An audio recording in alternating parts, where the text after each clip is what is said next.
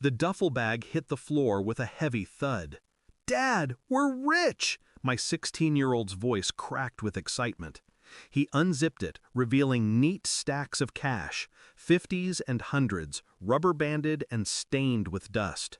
I remember the smell, metallic, like sweat and fear. Before I could speak, the front door exploded inward. Boots, flashlights, shouting, "Police! Nobody move!" My son froze. His eyes darted to me. "Where is he?" an officer barked. My boy's voice trembled. "Dad, I found it in Mom's car." Everything stopped. From upstairs I heard footsteps, slow, controlled.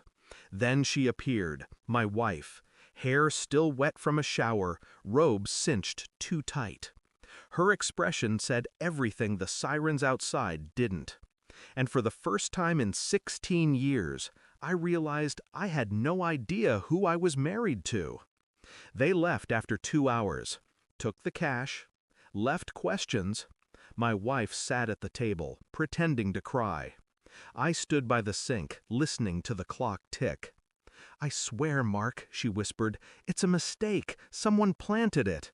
The same sentence she'd used when I found that second phone in her purse 6 months ago. I studied her face, not for guilt, but for strategy.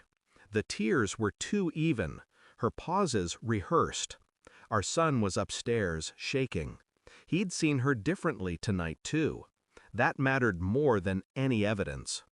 Later, when the house went quiet, I sat in the dark and thought about patterns, about late-night drives, unlogged miles, cash withdrawals.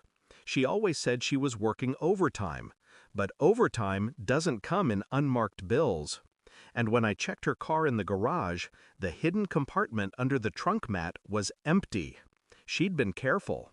Almost perfect. Almost.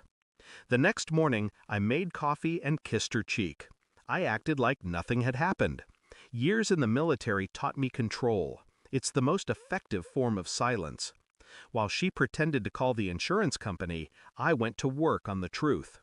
I started with her phone records, hidden numbers, encrypted messages. One recurring contact, TH.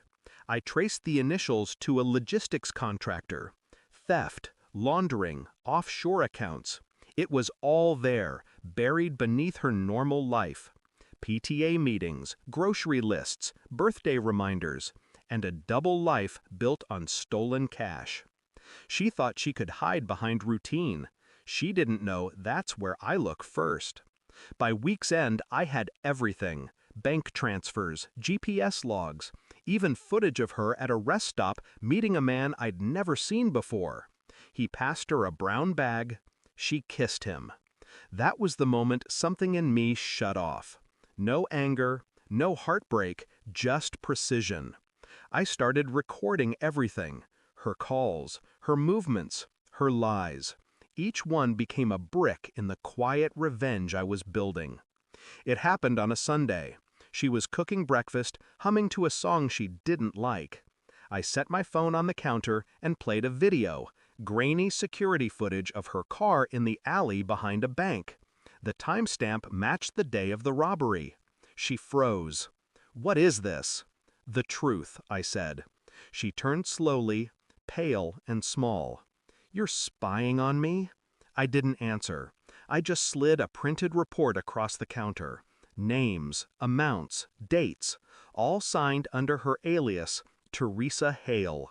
Her real initials. Her knees weakened. She gripped the counter. "Mark, please, I didn't." I cut her off. "You did."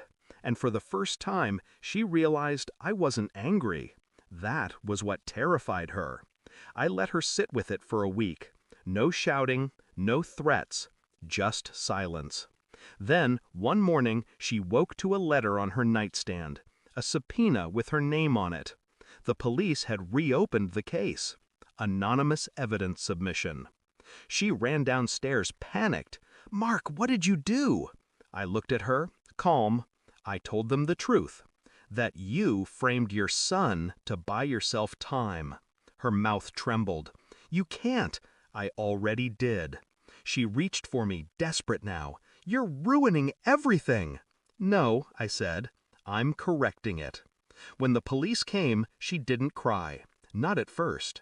Only when they cuffed her in front of our son did she break. I didn't look away. Neither did he. Sometimes silence teaches more than words ever could.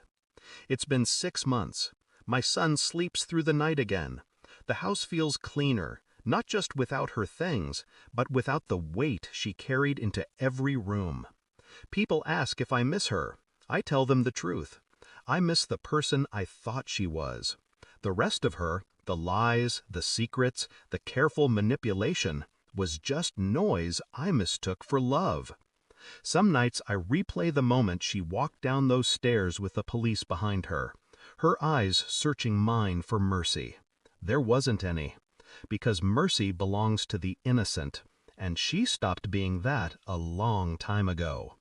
The duffel bag was never about money. It was about what she valued most, control. And when I took that from her, she finally saw the truth, that she'd never outsmarted me.